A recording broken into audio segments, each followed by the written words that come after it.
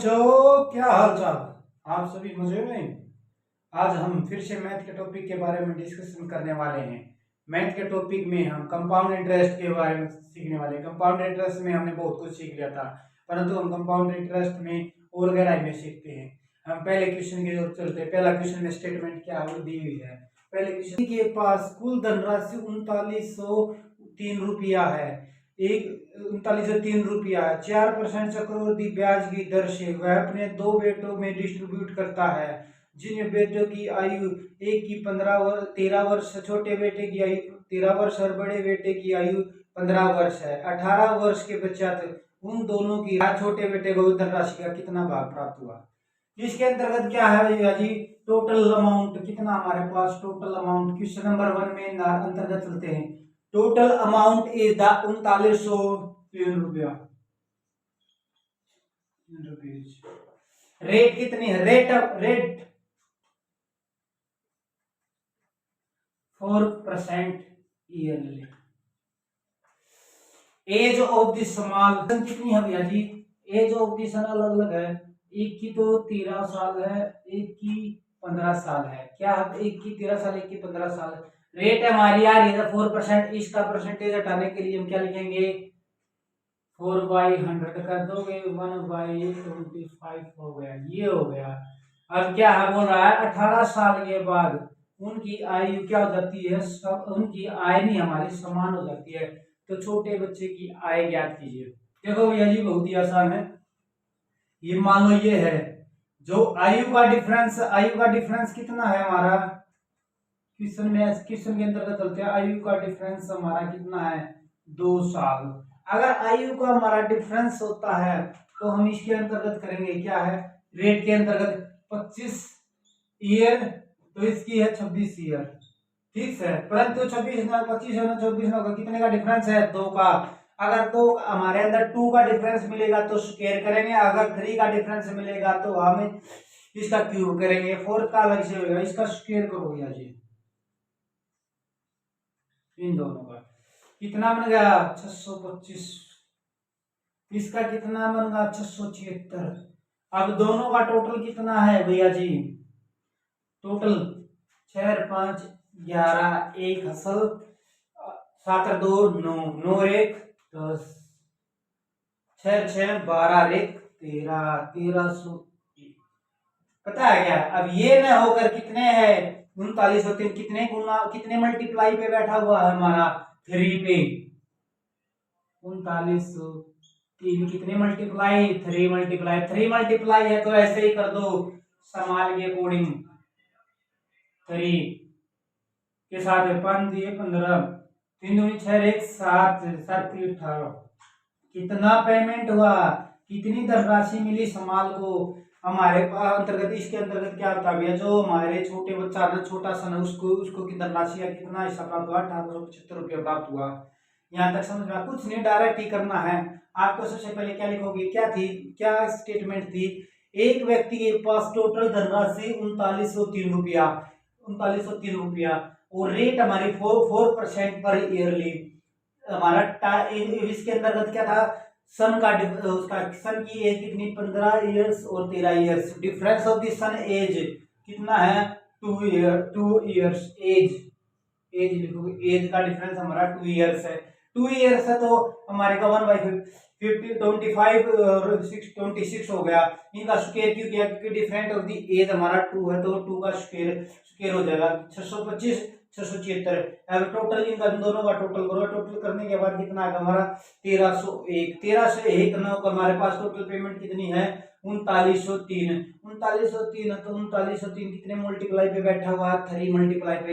हमने क्या बताना था, समाल किसकी, समाल चिल्ड्रन, छोटे बच्चे की आयु, समाल सन। समाल सन जो हमारा छोटा बच्चा है उसको कितनी धनराशि प्राप्त हुई है, 1875 रुपया अमाउंट प्राप्त हुआ टोटल में से। यहां तक समझ में आ गया। नेक्स्ट क्वेश्चन के अंदर सेकंड क्वेश्चन क्या बोलता है, एक व्यक्ति के पास कुल धनराशि 8410 रुपया है। वह अपने 5% चक्रवृद्धि ब्याज की दर से वह अपने 2 बच्चों में डिस्ट्रीब्यूट करता है, जिनमें बच्चों की आयु 12 वर्ष, वह 14 वर्ष है, जिसके आधार पर 18 वर्ष के पश्चात छोटे बेटे की आयु बड़े बेटे की आयु के समान धनराशि हो जाती है। तो छोटे बेटे को कितनी धनराशि प्राप्त हुई थी, क्या बोलता है टोटल। सेकंड क्वेश्चन क्या बोलता है भैया जी, टोटल अमाउंट कितना है, टोटल अमाउंट 8410 रुपया। क्या है हमारा, रेट कितनी है 5%, rate is 5% yearly. Age of the son, age of son, small और बिग, जो छोटे बच्चे की है वह तो 12 वर्ष है और बड़े बच्चे की 14 वर्ष, परंतु 18 राशि के समान हो जाती है। कितने, 18 वर्ष के पश्चात, 18 वर्ष के पश्चात वह दोनों की राशि समान हो जाती है। इसके अंतर्गत क्या है भैया जी, हमारे इसका निकालो, परसेंटेज निकालेंगे बाई 20 हो जाएगा। ये तो निकालने की कोई आवश्यकता नहीं बताने की, 1/20 होने के बाद इसको अब कितना का डिफरेंस है, डिफरेंस ऑफ द एज कितना बनता है, पहले वाले सवाल के अंतर्गत आया था, difference of the age 2 year, 2 year है तो हम क्या लिखेंगे 20, 21, 20 और 21 क्योंकि ये जोड़ेंगे तो तभी इसके अंतर्गत आ जाएगा। ये तो संभाल के ये बढ़ेगी, तो टोटल कितना बनेगा, ये कितना है एज, एज हमारी कितनी है भैया जी, डिफरेंस कितना स्क्वायर का, तो स्क्वायर कर दोगे आप इसका स्क्वायर कर दो, कितना बन गया 400, 441। ठीक है, अब इनका टोटल कितना बन गया 84, 841, 841 ना का टोटल अमाउंट कितना हमारा 8410, कितने गुना पे बैठा हुआ है 8410, कितने गुना पे बैठा हुआ है 10, तो 10 है तो 10 इसके साथ गुना कर दो, कितना बन गया, समाल बेटे के साथ छोटे बेटे की आयु, छोटे बेटे को कितनी धनराशि प्राप्त हुई है 4000 रुपये, और बड़े बेटे को कितनी धनराशि प्राप्त हुई है 4410।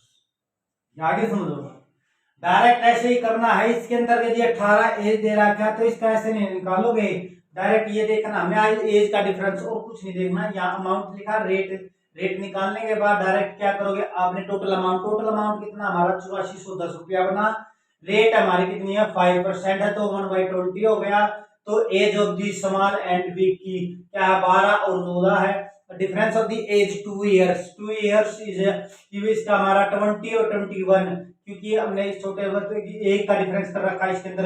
अब इसके अंतर्गत देखो भैया जी, आप टू इसका करोगे कितना बन गया 20 का स्क्वायर कितना आता 400 और 21 का स्क्वायर कितना आता 441। आगे समझो, अब इनका टोटल कितना है 841 ने ऊपर कितना है 8410, कितने गुना पे बैठा हुआ 10 गुना पे, तो समाल बेटे की आयु कितनी आ गई 4000 पे। ये क्वेश्चन आते हैं यहाँ छोटे आयु की है, इसी प्रकार के क्वेश्चन बने हैं, क्वेश्चन आए हैं आपके सीजन में भी आया हुआ था, सीईटी में भी आया होता हरियाणा के अंतर्गत। अब चलते हैं थर्ड क्वेश्चन की तरफ, इसको क्लीन करना है।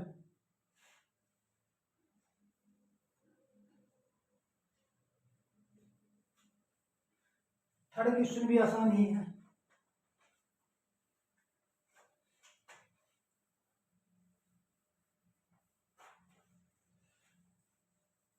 थर्ड क्वेश्चन के अंतर्गत क्या है, थर्ड क्वेश्चन में ये बोलता है एक व्यक्ति ने 4% चक्रवृद्धि ब्याज की दर से एक धनराशि ली, उसने उस व्यक्ति ने उस धनराशि को 6% चक्रवृद्धि ब्याज की अर्धवार्षिक चक्रवृद्धि ब्याज की दर से दूसरे व्यक्ति को प्रदान कर दी।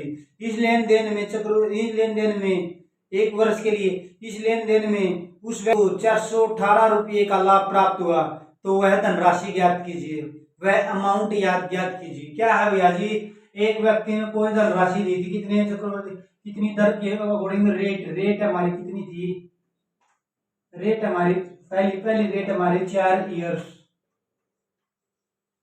अच्छा, फर्स्ट रेट हमारी फर्स्ट थी R2 हमारी कितनी बन गई थी 6% ईयरली,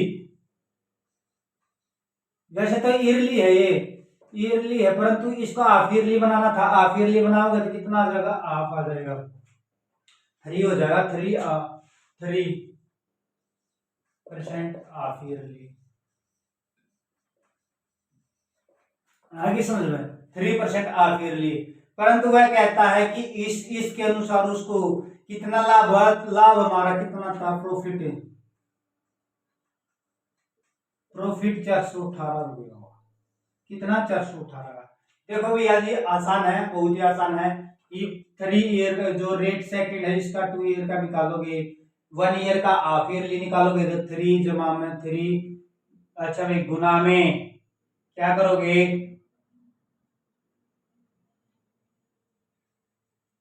3 गुणा में 3 अपॉन में 100। इसका परसेंटेज निकालोगे कितना बन गया, 6.09। आगे समझ लो, 6.09। ये तो हमारे R1 कितना है, R1 हमारा 4% है, तो हमें लाभ कैसे होगा, R2 में से 6.09 माइनस में से कितना बच गया, 4 घटाओगे कितना बन गया, कितना होगा 2.09। 2.09 होकर कितना, 418 कितने गुना पे बैठा हुआ है, 418 कितने गुना पे बैठा हुआ है, 200 गुना पे, 200 गुना पे बैठा हुआ है। तो हमारा मूलधन कितना आ गया, तो हमारा अमाउंट कितना आ गया, तो हमारा अमाउंट प्राप्त करना था भैया, अमाउंट जिसके अंदर प्रिंसिपल हमने फाइंड आउट करना था। क्या प्रिंसिपल निकालना था, प्रिंसिपल कितना आ गया, अब 200 गुना में 100 तो कितना आ गया, 20,000। ये अमाउंट आ गई, कितना प्रिंसिपल है, 20,000 रुपये। यहाँ तक कोई डाउट, किसी तरह कुछ नहीं, डायरेक्ट क्या करना, प्रिंसिपल हमने फाइंड आउट करना है। तो एक व्यक्ति 4% की दर से उन्होंने एक ईयरली ली, परंतु उसने दूसरे व्यक्ति को 6% ईयरली थी, परंतु हाफ ईयरली दे दी उसको, 6% को हाफ ईयरली देने के बाद 3 ईयरली हाफ ईयरली हो जाएगा, प्रॉफिट उसको 418 रुपये हुए। हाफ ईयरली का निकालेंगे तो कितना हुआ, 6.09 हो जाएगा, परंतु 6.09 में से माइनस करेंगे कितना, 2.09। कितने गुना पे बैठा हुआ, 418 के 200 गुना पे, 200 गुना में 100 करेंगे कितना गया, 2000, 20,000 रुपये, 20,000 रुपये क्या आ गया, हमारा प्रिंसिपल आ गया। यहाँ तक नहीं समझ में आता, बताओ, डायरेक्ट कुछ नहीं, इसका हाफ ईयरली निकालोगे तो ऐसे निकलेगा, आपका करने के बाद ये आ जाएगा। आगे समझ। फोर्थ क्वेश्चन क्या बोलता है,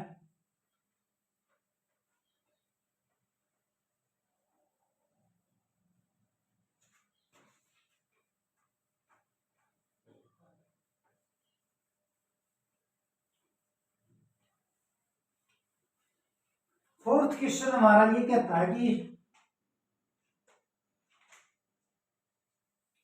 ये फोर्थ क्वेश्चन में 5% चक्रवृद्धि ब्याज की दर से उधार लेता है, उसके पश्चात वह राशि को 8% चक्रवृद्धि ब्याज की दर से देता है और उसे हाफ ईयरली देता 1 ईयर के लिए, तो उसे लाभ के तौर पर उसे 948 रुपये प्राप्त होते हैं। तो वह धनराशि ज्ञात कीजिए। क्या है भैया जी, तो क्या निकालना है, प्रिंसिपल निकालना है।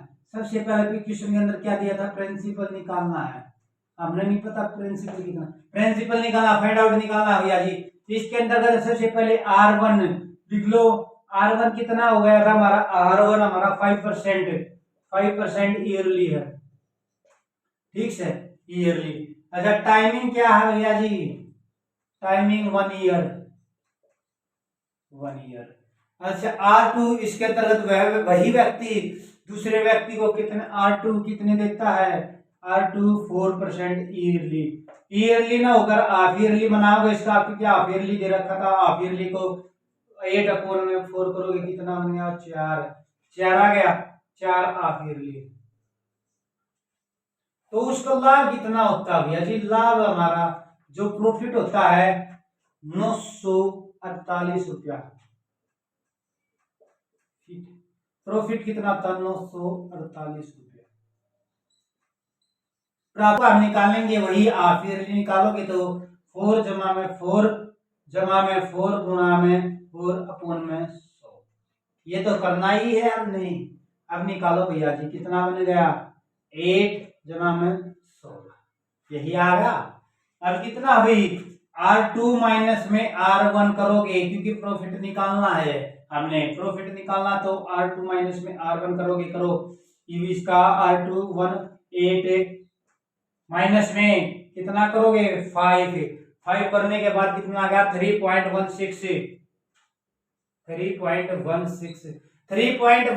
ना होकर कितना बना हुआ है हमारा 948 कितने गुना पे बैठा हुआ है 948 कितने गुना पे बैठा हुआ है 300 गुना पे, कितना 300, कितना बन गया 300 नहीं होकर 300 गुना में 100 करोगे, क्योंकि परसेंटेज हटाने के लिए 100 करोगे, कितना आ गया 30,000 रुपया। क्या बन गया है 30,000 रुपया, हमारा प्रिंसिपल आ गया। प्रिंसिपल हमारा 30,000 रुपया क्या है हमारा क्या था स्टेटमेंट, सबसे पहले दोबारा देख लो। प्रिंसिपल हमारा हमने फाउंड आउट निकालना है, R1 हमारा 5 ईयरली दे रखा है, टाइम हमारा 1 ईयर के लिए है, R2 उसने दोबारा से धनराशि को 8% ईयरली थी, परंतु हाफ ईयरली देता है, हाफ ईयरली देता है, इसका आप बनाओगे तो 4 आ गया, तो प्रॉफिट होता उसको 948 रुपया। 948 रुपया प्राप्त होने के लिए उसको R2 को हम हाफ ईयरली निकालो तो 8.16 बन गया, तो आप इसका प्रॉफिट निकालेंगे R1 माइनस में R2 इजिकल टू 8.16 माइनस में 5 करोगे 3.16 हमें प्राप्त होगा। 3.16 ना होकर हमारा कितना है 948, कितने मल्टीप्लाई पे बैठा हुआ 300 मल्टीप्लाई पे बैठा, 300 गुना में 100 करोगे तो कितना अमाउंट आ गया हमारे पास 30,000 रुपया। 30,000 रुपया हमारे पास 30,000 रुपीज प्रिंसिपल है। यहाँ तक नहीं समझ में आता। 5 क्वेश्चन की ओर चलते हैं भैया, 5 क्वेश्चन।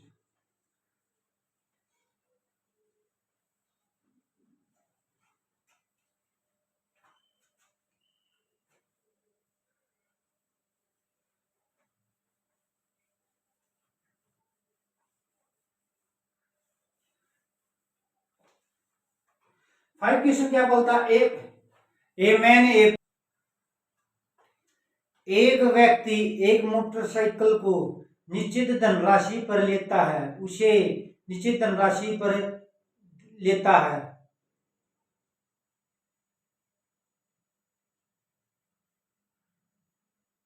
एनुअली इंस्टॉलमेंट के अंतर्गत लेता है, जिसके एनुअली इंस्टॉलमेंट कितनी है 3 equally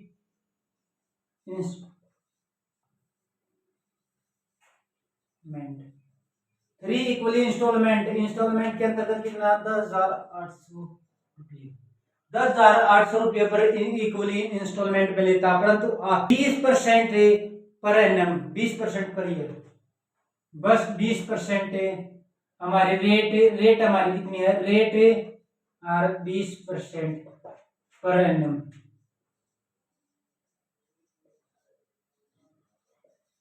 per annum 20% per annum. इसके आधार पर cost price of the motor bike क्या निकालना, हमने प्रिंसिपल निकालना है, principle of the cost bike यानी मोटर बाइक का कॉस्ट निकालना। क्या निकालना है 3 इक्वली इंस्टॉलमेंट के अंतर्गत, इसको रेट को आप क्या लिखोगे 20% का पर एनम का करोगे 1/20% को 1/5 होगा। एक साइड में तो आप प्राइस लिख लो, एक साइड में इंस्टॉलमेंट, प्राइस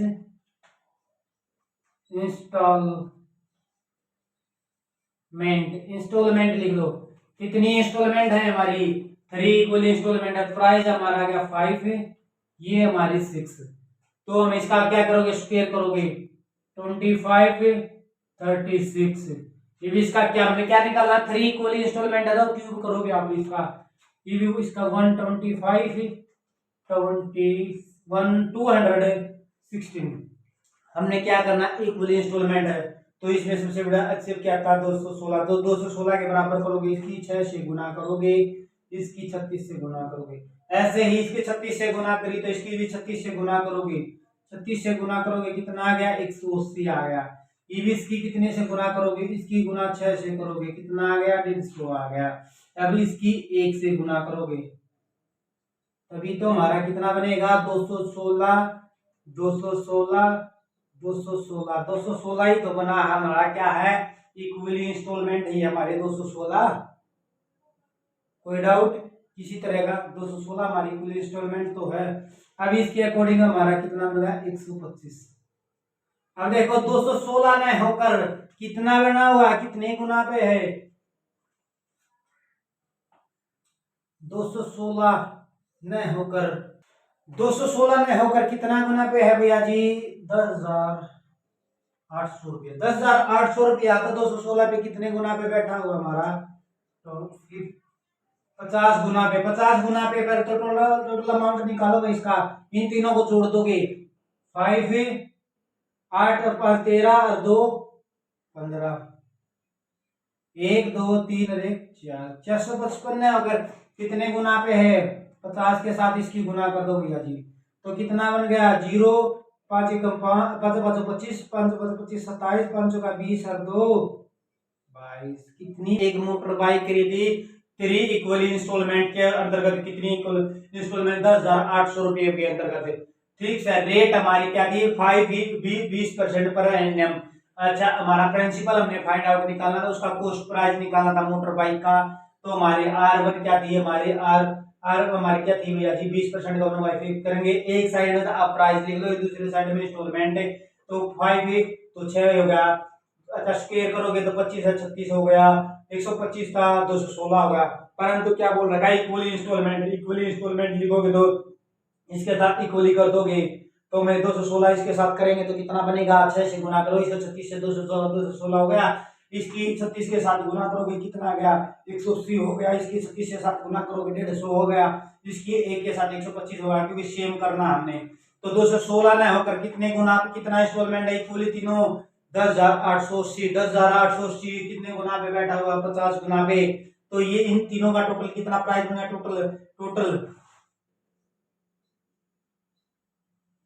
टोटल कितना बनेगा 455। 455 कितने गुना पे 50 से 50 से गुना करने पर 22,750 रुपए की मोटर बाइक थी। Cost price of the motor bike कितना 22,750 रुपए। यहाँ तक समझ में आ गई क्योंकि हमने क्या निकालना था यहाँ पे इंस्टॉलमेंट दी हुई थी, प्राइस निकालना था, ध्यान रखना।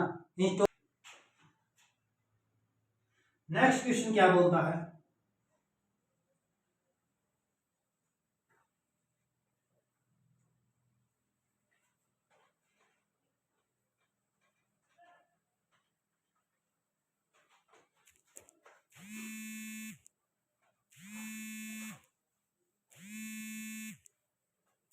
क्वेश्चन नंबर 6 क्या बोलता है एक व्यक्ति ने 25,220 रुपए की धनराशि बैंक से उधार ली। उसने प्रॉमिस किया कि वह 3 इक्वली इंस्टॉलमेंट के अंतर्गत वह 5% चक्रवृद्धि ब्याज की दर से वह धनराशि find the value of the instalment.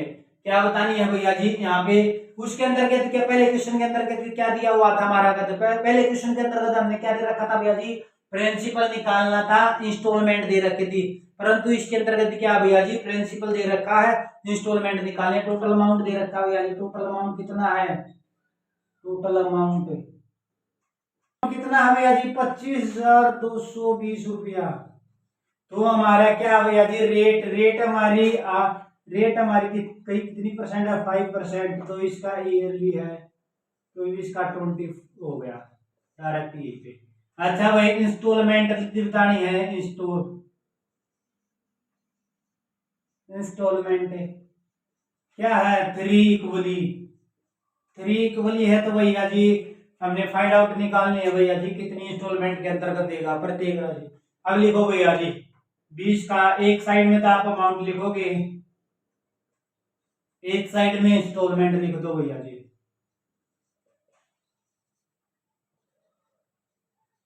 Instalment पिछले क्वेश्चन के अंतर्गत हमने क्या था इंस्टॉलमेंट दे रखी थी, प्राइस निकालना था। परंतु इस क्वेश्चन के अंदर अमाउंट दे रखा है तो इंस्टॉलमेंट निकाल लिया इक्वली है। तो यहाँ पे 20 है तो 21 हो गया। तो इसका स्क्वायर करोगे 400 हो गया। इसका 441 हो गया। इब इसका स्क्वायर हो गया 8000 हो गया। इब इसका क्यूब करोगे तो 9861 आ गया। अब ये इक्वली इंस्टॉलमेंट में क्या दे रखा है, इक्वली इंस्टॉलमेंट में, तो इक्वली इसके बराबर करो भैया जी, इक्वली करोगे तो इसकी गुना इसके साथ 441 के साथ गुना करोगे कितना आ गया 9261 रुपया, कितना बना 9261, इसके अनुसार 9261 है, इसके अनुसार 9261 है, सेम आ गया, गुणा में 1 है। अब देखो भैया जी इसको 441 से गुना कराया तो इसको भी 441 से गुना करोगे, 441 से गुना करने के बाद कितना बन गया, 0 से 0, 2 एकम 2, 4 दूनी 8, 4 दूनी 8, कितना बन गया 2 एकम 2, 4 दूनी 8, 8, कितना 8820। अब इसके साथ है कितने से गुना करना, 21 से, 21 से गुना करियो, 21 हो गए 84, सीधा 8400 लिख दो। अब इसका गुना में 1 करोगे कितना आ गया 8000 रुपया, तो 8000 करो, तो हमने निकाला टोटल अमाउंट। टोटल अमाउंट देखो भैया जी, टोटल अमाउंट यहाँ पे, टोटल अमाउंट करो भैया जी, 0 2 4 दूनी 8 12, 1 असल 4 8 या 24 और 1 25, 25,220, तो हमारा ये आ गया, ये हमारी इक्वली इंस्टॉलमेंट है। ठीक है, कितने गुना पे बैठा 25,220, 25,220 कितने गुना पे बैठा हुआ है 1 गुना पे, तो 1 गुना पे बैठा हुआ तो इंस्टॉलमेंट भी 1 गुना पे बैठी हुई है, कितना बन गई, प्रत्येक इंस्टॉलमेंट 9,261 रुपये देगा। क्या इंस्टॉलमेंट देगा, प्रत्येक इंस्टॉलमेंट 9,261 रुपया, 9,000 इक्वली इंस्टॉलमेंट एक, अच्छा इंस्टॉलमेंट कितनी देगा,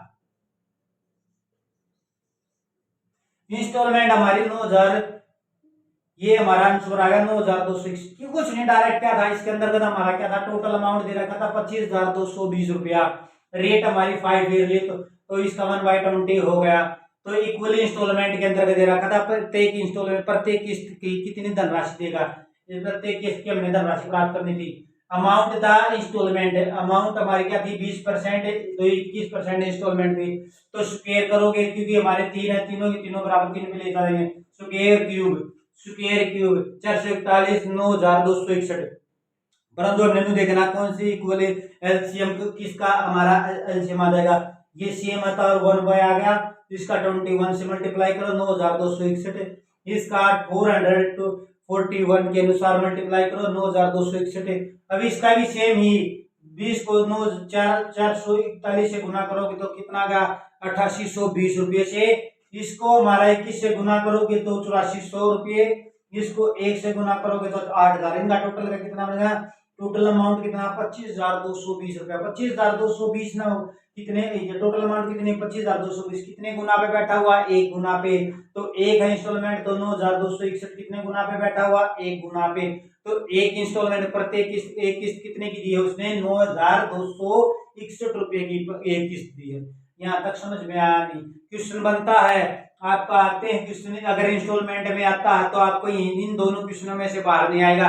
कैसे पूछा जाता है, आप सभी को बच्चों को ध्यान से देखना, या तो इंस्टॉलमेंट पूछ लेगा तो प्राइस निकालना है, प्राइस निकालोगे तो पहले वाले क्वेश्चन की तरह करोगे, ये इस टाइप से लिखोगे इक्वल इंस्टॉलमेंट मिलेगा, जितना इंस्टॉलमेंट का टोटल इंस्टॉलमेंट का प्राइस निकला उतने इसके गुना में हो जाएगा।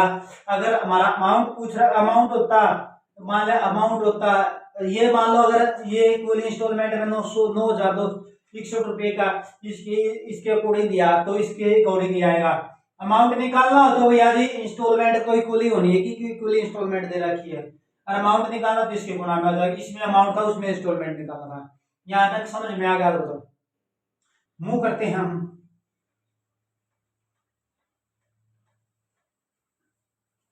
अच्छा खासा क्वेश्चन है भैया जी वो भी जो हम करा रहे हैं। आज हमने सोच रहे हैं कि प्रॉफिट इसका क्या नाम है, जो कंपाउंड इंटरेस्ट का लगभग टॉपिक कवर हो जाएगा आज हमारी क्लास में, आज की क्लास में चलते हैं। क्वेश्चन नंबर 7 से हमारा ये बोलता है, एक व्यक्ति ने बैंक से 3,000 रुपए की धनराशि उधार पे ली, कितनी 3,000 रुपए की धनराशि उधार पे ली 30% पर एनएम, वह प्रत्येक ईयर के अंत में बैंक को 1,000 रुपए की धनराशि देता है। इसके आधार पर ज्ञात कीजिए थर्ड ईयर तीसरे साल में वह व्यक्ति बैंक को कितने धनराशि देगा। क्या करना भैया जी, टोटल अमाउंट कितना लिया आप बैंक से, टोटल अमाउंट बैंक से लिया भैया जी 3000 रुपया। देखो भैया जी 3 ईयर के लिए, टाइमिंग आपका 3 ईयर है, 3 ईयर के लिए रेट आपकी कितनी दे रखी है, 30% है। देखो भैया जी आपने तो 30% ईयरली, तो 1000 रुपये वो क्या देता है, 1000 रुपया पर ईयर देता है बैंक को। देखो के लिए फर्स्ट ईयर में देता हुआ 3000 रुपये का, 3000 रुपया 30% के आधार पर कितना देता है भैया जी, 3000 का 30% कितना बनता है, 900 तो टोटल कितना गया, 3900 तो हो गया। 3900 में से 1000 रुपये वो दे देता है, 1000 रुपये वो दे देता है 2900। तो सेकंड ईयर कितना बनता है, सेकंड ईयर उसको 2900 का 30% निकालो भैया जी, 2900 का 30% निकालोगे, करो 870 रुपया, 870 तो देता, 870 इसके अंदर तो जोड़ दो तो कितना बन गया, 0 7 9 8 17 7 3 3700 में से क्या देता है भैया जी, थर्ड ईयर कितने देता है, 1000 रुपये और दे देता है, 1000 रुपये और 2770 रुपये, 2770 थर्ड ईयर का परसेंटेज के अनुसार निकालोगे। थर्ड ईयर का निकालो, 2770 का 30% है, 30% निकालो भैया जी, 30% निकालो, 1 0 से 1 0, 3 7 21, 3 तिया 3 7 21 अरे 2 23, 3 दूनी 6 और 2 8, 831 अब इसके अंदर 831 और जोड़ दो, कितना बन गया, 1 3 और 1 0, 8 7 15 और 1 16, 2 और 1 3, 3600। आंसर कितना बन गया, तीसरे साल कितने का, 3601 रुपया देगा वो, कितना, 3601 रुपया। क्या बोल रखा है उसके अंदर, देखो भैया जी क्वेश्चन नंबर 7 के अंदर क्या बोल रखा, एक व्यक्ति ने 3000 रुपये बैंक से उधार लिए हमारे 3 ईयर के लिए, वह प्रत्येक वह 30% पर एनएम के अनुसार देता है, वह 1000 रुपये उसे बैंक को पर ईयर के अंतर्गत वह वापिस करता है।